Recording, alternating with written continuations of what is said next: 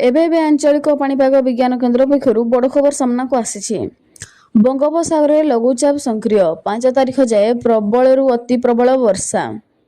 आज 4टी जिला को ऑरेंज वार्निंग जारी। तेबे सूचना अनुसार ता पूर्व भिडियो को गोटे लाइक करंतु, सब्सक्राइब करी घंटी बेल आइकन को प्रेस करंतु, जहा फल जेकोसी नुआ नुआ अपडेट आपण माने मो चैनल माध्यम सर्वप्रथम पाई परिबे।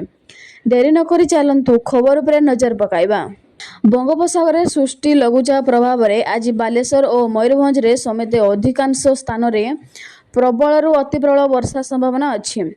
एथिपाई बन्या स्थिति घारिलाणी। उत्तर पश्चिम बंगोपसागर और संलग्न पश्चिम बंग और बांग्लादेश उपकूल रे रविवार अपराह्न लघुचाप सृष्टि होइछि।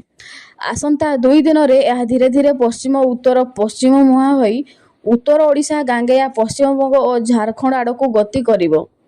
यह प्रभाव में राज्य अधिकांश स्थान में प्रबल अति प्रबल वर्षा हो पारे।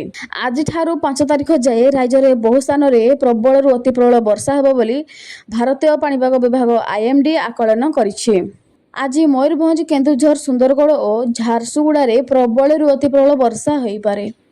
एही 4टी जिला पाई ऑरेंज वार्निंग जारी होइछि। मयूरभंज रे प्रबल अति प्रबल वर्षा आशंका थिबारु सबु जिल्ला रे स्कूल छुट्टी पाई जिलापाल निर्देश जारी करिसेंति।